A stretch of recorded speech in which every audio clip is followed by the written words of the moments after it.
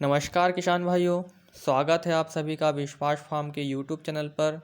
और आज हम कद्दू की खेती के बारे में जानकारी देने वाले हैं। कद्दू को कोहड़ा भी बोलते हैं। यहाँ पे आप देख रहे हैं कद्दू का खेत। ये जो पौधे आप देख रहे हैं, इसका उम्र 45 दिन हो रहा है। हमने 3 मार्च को इसका बुआई किया था और आज 17 अप्रैल है, तो कुल 45 दिन के पौधे हैं जिसमें आप फल आ गए हैं, फूल निकल रहे हैं। और यहाँ पे आप देख सकते हैं काफ़ी अच्छा पौधे का ग्रोथ है। तो इन सभी चीज़ों के बारे में हम इस वीडियो में पूरी जानकारी देंगे कि कैसे खेत की तैयारी करनी है, बुआई कैसे करनी है बीजों की, और कीटों से कैसे सुरक्षित रखना है फसलों को, और फंगस वगैरह से कैसे हमें अपने खेत को सुरक्षित रखना है। इन सभी चीज़ों के बारे में हम जानकारी देंगे। और एक चीज़ बता दूंगा किसान भाइयों, हम जो प्रैक्टिकल चीज़ें हैं उसी को बताते हैं, अपने अनुभव को शेयर कर रहे हैं, लंबे समय के खेती के अनुभव को आप लोगों के साथ शेयर कर रहे हैं। तो चैनल पर आने वाला हर वीडियो आप लोगों के लिए बहुत उपयोगी होगा, इसलिए चैनल के नीचे जाकर सब्सक्राइब बटन को जो लाल कलर में है उसको दबाकर चैनल को सब्सक्राइब कर लें और बेल आइकन को दबा दें, ताकि नया वीडियो जब भी आए तो आपको नोटिफिकेशन मिल जाए। तो किसान भाइयों, थोड़ा सा समय आप लोगों से और लेना चाहूँगा। इसमें मैं कुछ और सूचनाएं देना चाहता हूँ, जिसमें कि ये है कि हमने एक व्हाट्सएप नंबर जारी किया है जो आपको यहाँ स्क्रीन पर दिख रहा है। जो भी समस्याएं होती हैं आप लोगों को, आप वहाँ पे आके शेयर कर सकते हैं हमारे साथ, और हम ज़रूर समय निकाल के उनके समाधान की कोशिश करेंगे। भले ही थोड़ा समय लगेगा आप लोगों का रिप्लाई आने में, लेकिन ज़रूर हम उसका रिप्लाई देंगे। और नीचे में आपको व्हाट्सएप ग्रुप का लिंक और टेलीग्राम ग्रुप का लिंक और टेलीग्राम चैनल का लिंक भी मिल जाएगा, जहां देश के विभिन्न क्षेत्रों से किसान भाई जुड़े हैं, वे अपने अनुभव शेयर करते हैं। तो आप वहां पे जाकर भी उनके अनुभव का फ़ायदा उठा सकते हैं। तो इतना सब कुछ हो गया। मैं इतनी समय आप लोग से लेने के लिए क्षमा चाहता हूं। अब आगे हम इस खेती के बारे में बात करेंगे कि इसको कैसे करना है और क्या क्या तैयारी करनी रहती है। तो शुरुआत खेत की तैयारी से हम करेंगे, जिसमें जुताई करना है। खेतों को अच्छे से जुताई कर लेना है ताकि जो घास वगैरह है वो मर जाएं, पुराने घास। इस खेत में इससे पहले फूल गोभी लगा था, उसके बारे में भी वीडियो बनाया जा चुका है, तो चैनल पे आप जाके देख सकेंगे। तो मिट्टी को अच्छे से जुताई कर लेना है, उसको रोटावेटर से, हल से चला के जितना हो सके आपसे उसका मिट्टी को बारीक तैयार कर लेना है। देख रहे हैं यहाँ पे रोटावेटर चल रहा है। तो हमारी मिट्टी पूरी तरह से ये बारीक हो गई है। अब इसमें हम जो है क्यारियाँ तैयार करेंगे।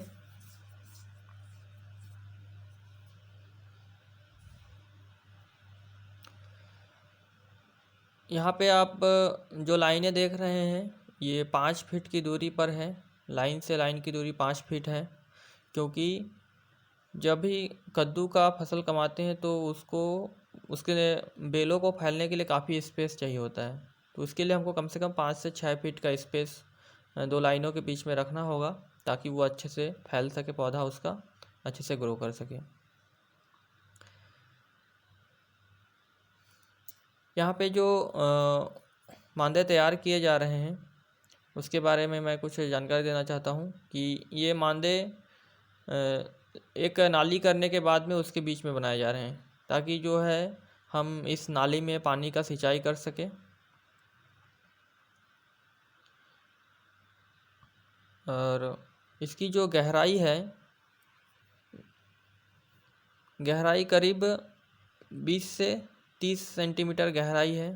पूरा फावड़ा जहाँ तक जा सकता है वहाँ तक हमने इसका गहराई किया है। इसका कारण है उसके मैं आगे बताऊंगा। और मिट्टी को पूरी तरह से बारीक भी नहीं किया है।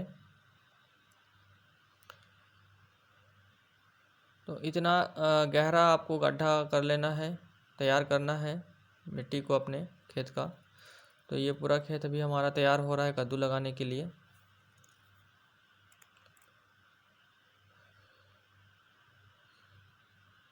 तो किसान भाइयों, ये सबसे मुख्य चीज़ है।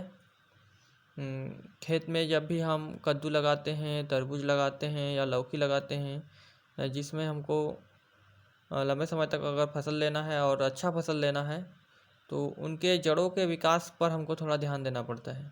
तो जो कद्दू यहाँ लगने वाली है वो बड़ी प्रजाति की है, तो उसमें जो उसके जड़ के फैलाव है और जड़ का वृद्धि है वो नीचे गहराई तक जाए, उसको कोई बाधा ना हो, इसलिए इतना गहरा हमको एक गड्ढा करना होगा और उसके अंदर हमको बीजों का बुआई करना होगा।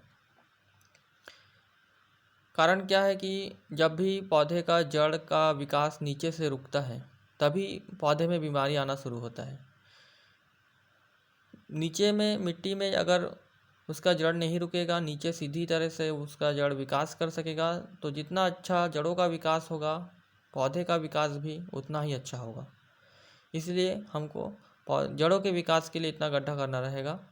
और ये जो मांदे देख रहे हैं, एक मांदे से दूसरे मांदे की बीच की दूरी करीब 3 फीट की है। और एक कारण यह है कि नीचे के मिट्टी में बीमारियां कम रहती हैं, वो नई मिट्टी रहती है जिसमें कि निमेटोड जैसी समस्या नहीं रहती, फंगल इन्फेक्शन नहीं रहता है। तो ये भी कारण है कि गहरे गड्ढे में अगर आप लगाएंगे तो आपका जो फसल होगा वो काफ़ी अच्छा होगा।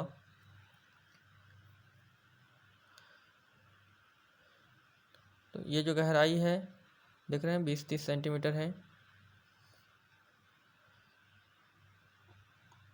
और जो मिट्टी आपका निकल रहा है उसको पूरी तरह से बारीक नहीं करना है, कुछ जैसे ऊपर की मिट्टी जितनी बारीक है उतनी बारीक नहीं करनी है, ठोस अवस्था में रहना चाहिए। मिट्टी के टुकड़े बड़े बड़े थोड़े बड़े टुकड़े रहने चाहिए, उसको पूरी तरह से तोड़ना नहीं है। उससे ये होगा कि उस गड्ढे के अंदर जो है स्पेस रहेगा, हवा और पानी के नीचे जाने के लिए स्पेस रहेगा, तो जड़ों का भी विकास अच्छा हो पाएगा। मैं इस चीज़ को मैं आपको अच्छे से बताना चाहता हूँ क्योंकि ये बहुत ही ज़रूरी चीज़ है। जड़ों पर ध्यान देना, मिट्टी पर ध्यान देना। उसके बाद में गोबर की खाद डालनी है आपको, अच्छे से सड़ी हुई गोबर की खाद या कोई कंपोस्ट खाद। करीब आधा किलो गोबर की खाद आपको प्रति मांदे में डालना होगा पौधों के अच्छे विकास के लिए।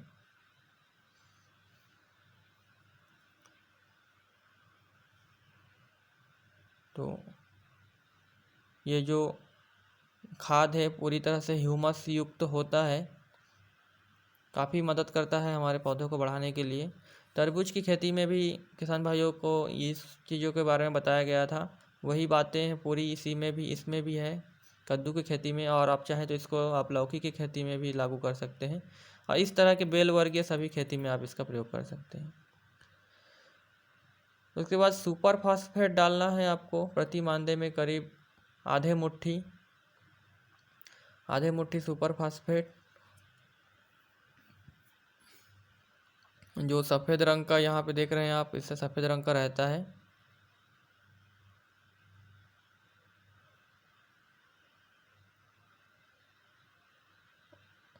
और डालना होगा डीएपी। शुरुआत में जब पौधे लगाएंगे तभी इस 2 खाद की ही हमको ज़रूरत पड़ती है, डीएपी आधे मुट्ठी और सुपर फास्फेट आधी मुट्ठी। गोबर की खाद, डीएपी और सुपर फास्फेट को डालने के बाद में जितना मिट्टी हमने मांदे में बनाया है उसको अच्छे से मिला लेना है, जैसे कि आप यहाँ पे देख रहे हैं। पूरी तरह से नीचे तक उसको अच्छे से मिक्स कर लेना है। अच्छे से मिक्स नहीं करेंगे तो फिर वो जो रासायनिक खाद हमने डाली है उसका असर बीजों पर हो सकता है, वो बीजों को ख़राब सड़ा सकती है। इसीलिए इसको थोड़ा सा अच्छे से नीचे तक मिला देना है ताकि कोई नुकसान ना हो।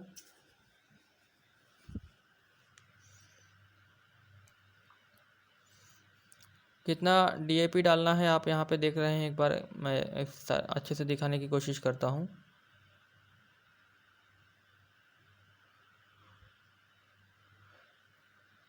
मात्रा मैं जितना बता रहा हूँ इससे ज़्यादा करने की ज़रूरत नहीं होगी। ये आधे मुट्ठी करीब इतनी मात्रा डीएपी आपको लेना है, और इतनी ही मात्रा आपको सुपर फास्फेट का भी लेना है। ये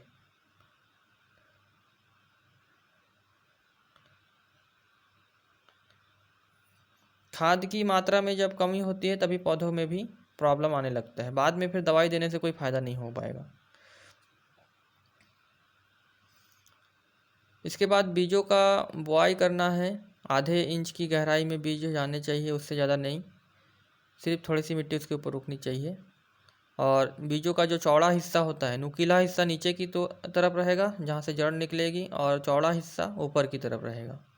ये चीज़ थोड़ा ध्यान देंगे। तरबूज लगाते हैं, लौकी लगाते हैं या फिर कद्दू लगाते हैं, या खीरे में भी आप ये चीज़ कर सकते हैं। नुकीला हिस्सा नीचे रहेगा और चौड़ा हिस्सा ऊपर की तरफ रहेगा।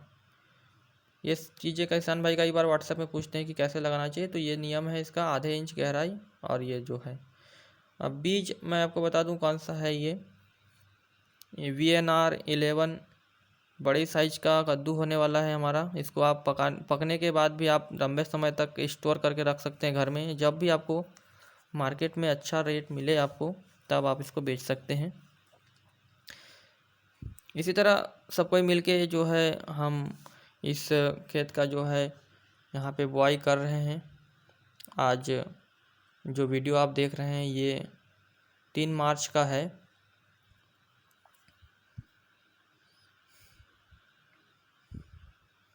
पूरे परिवार वाले ही कर रहे हैं हम चीज़ को। कम से कम बिजाई का काम तो परिवार वाले ही करते हैं, बाकी काम लेबर से आप करा सकते हैं।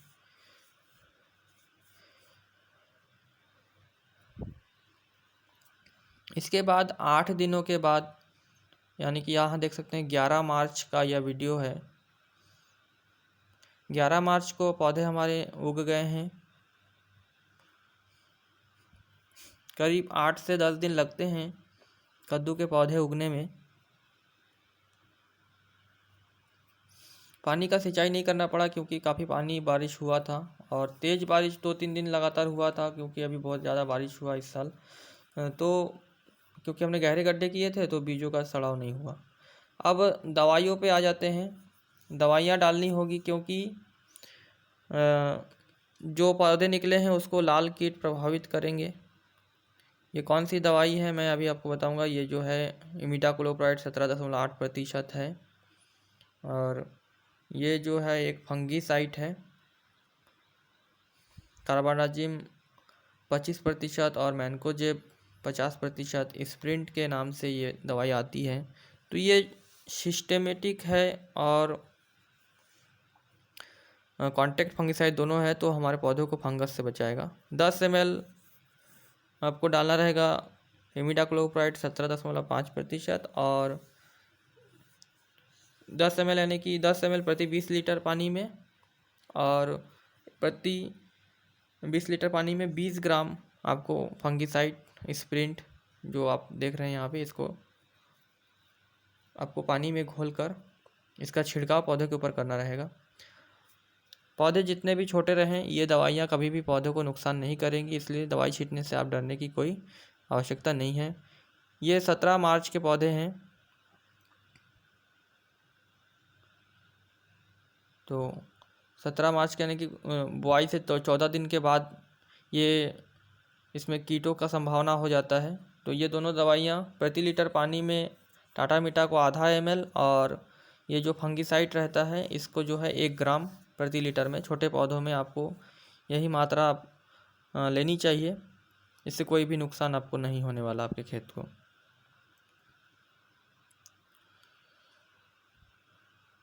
तो बुआई से 14वें या 15वें दिन आपके खेतों में कीटों का असर हो सकता है, फंगस का असर हो सकता है। उससे पहले भी अगर लक्षण दिखे तो इसमें जो है आप ज़रूर छिड़काव कर दें। तो किसान भाइयों, मैं आप लोगों को बता दूं, पौधों का ध्यान शुरू से रखना पड़ता है। हम जब उसको पौधे को पैदा करते हैं उसी समय से हम उसको ध्यान रखना पड़ता है एक बच्चे की तरह, कहीं वो कुपोषण ना हो जाए, तभी जो है लंबे समय में हमको उसका अच्छा रिजल्ट मिलता है। यहाँ पे कीट आप देख सकते हैं, काला वाला कीट इसको खा रहा था, अभी दवाई पड़ने के बाद ये मर गया है। मरेगा अभी, तुरंत ही मर जाएगा। सारे जो काले कीट इसके पत्ती को चूस रहे थे यहाँ से, वो चीज़ें इन्हीं की वजह से होती है। कई किसान भाइयों का पूरा फसल नष्ट कर देता है। तो इसका ज़्यादा प्रभाव होने से पहले ही ये इमिडाक्लोप्राइड 17.8% का छिड़काव आपको खेतों में कर देना चाहिए। कोई बड़ी बात नहीं है, ये आसानी से नियंत्रित हो जाता है। तो मैं जो कह रहा था कि पौधों के शुरुआत से ही आपको पौधों को बहुत अच्छे से केयर करनी होगी, बहुत अच्छे से देखभाल करनी होगी, तो आगे जाके वो आपको परेशानी नहीं करेगा। किसान भाई बीच में जब पौधे पूरी तरह से बीमारियों से ग्रसित होते हैं तब दवाइयों के बारे में जानकारी लेते हैं, तो उस समय दवाई करने से ज़्यादा फायदा हमको नहीं हो पाता है।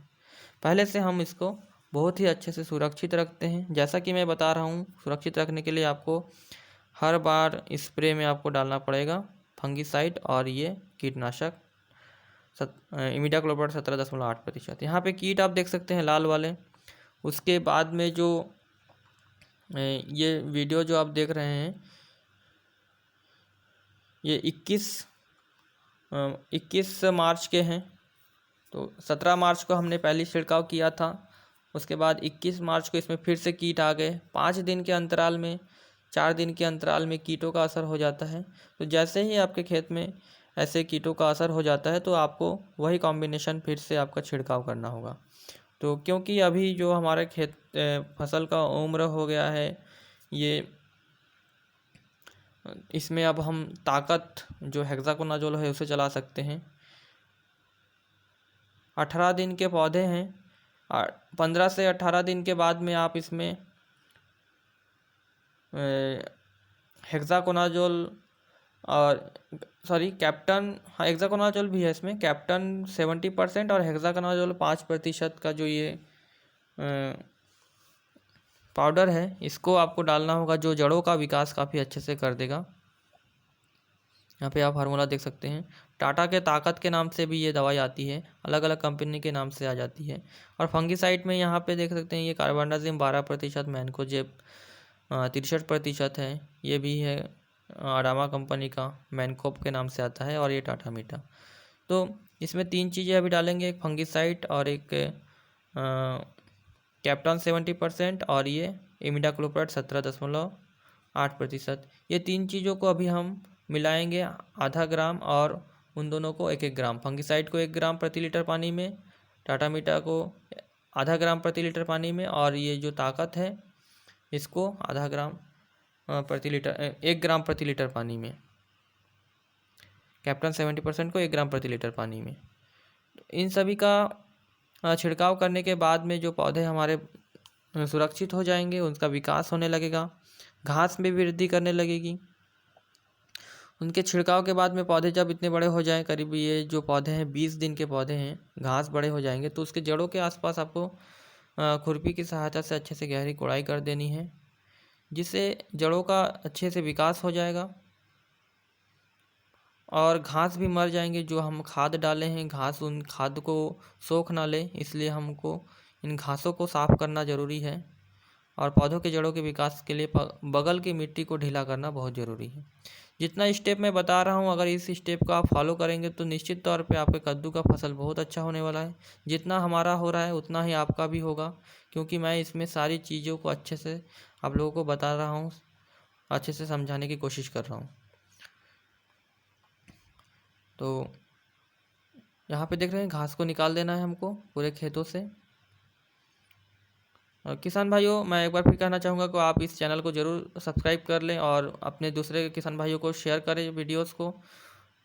उम्मीद है कि हमारे वीडियो बनाने से बहुत किसान भाइयों का बहुत सारा पैसा और समय बच जाएगा, उनका उत्पादन भी काफ़ी अच्छा आएगा। तो हमारे मेहनत के लिए एक लाइक ज़रूर कर दीजिएगा और चैनल को सब्सक्राइब करके वीडियो को शेयर ज़रूर करिएगा। आगे हम बात करते हैं कि दोनों तरफ से मिट्टी को घास सहित निकालने के बाद में पौधों के पानी का सिंचाई करना है, जब ये कोड़ाई के बाद में सूख जाएंगे थोड़े से तो। और बीच बीच में पौधों को चेक करते रहना है कि कहीं उसमें कोई एफिड जैसिड वगैरह कोई बीमारी आ रही है कि नहीं। अगर कोई दूसरी बीमारी आ रही है तो फिर से हमको उसमें कीटनाशक का छिड़काव करना है। फिलहाल पौधे में कोई दिक्कत नहीं है और नहीं होगा, मैं जितना शेड्यूल बताया हूँ इतना करेंगे तो नहीं होगा। उसके बाद पानी सिंचाई से पहले जो कोड़ाई किए थे उसके बाद में थोड़ा थोड़ा यूरिया का छिड़काव आपको जड़ों के पास कर देना है। जैसे ही आप जड़ों के पास यूरिया का छिड़काव करेंगे और उसके बाद में उसमें पानी का सिंचाई कर देंगे, उसके बाद पौधे आपके बहुत ही अच्छे से ग्रो करेंगे। और पानी के बाद में हमको फिर से कीटनाशक का छिड़काव करना रहता है। इनोवेक्सिया दवाई आती है उसका भी छिड़काव करना रहता है, क्योंकि पानी के बाद में ही पौधे जो है कीटों को आकर्षित करते हैं और कीट जो है पौधों पर आकर्षित होकर उस पर प्रभाव डालते हैं। तो हर बार पानी की सिंचाई के बाद में हमको कीटनाशक और फंगिसाइड का छिड़काव करना रहेगा। यूरिया डाल के ही आपको पानी डालना है थोड़ा, तो ग्रोथ अच्छा रहेगा। तो इस वीडियो में इतना ही रखते हैं किसान भाइयों, काफ़ी लंबा वीडियो हो जाएगा, इसलिए आगे हम बताएंगे खाद डालने के बारे में और आगे की जानकारी। वीडियो आप लोगों ने देखा इसके लिए बहुत बहुत धन्यवाद। और आप लोगों का यूज़फुल लगा होगा तो दूसरे किसान भाइयों को भी इसे शेयर करिएगा। वीडियो देखने के लिए सभी किसान भाइयों का बहुत बहुत धन्यवाद।